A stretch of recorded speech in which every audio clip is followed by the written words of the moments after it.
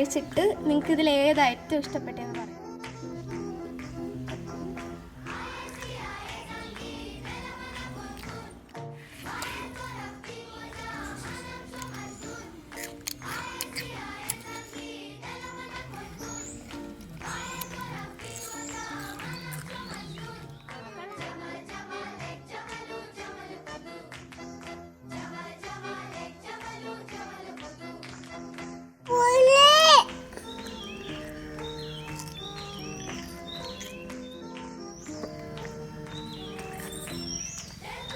ഇതിലേതാ ഇഷ്ടപ്പെട്ടെ? അക്കുവിന് ഏതാ ഇഷ്ടപ്പെട്ടെ? അതാണോ?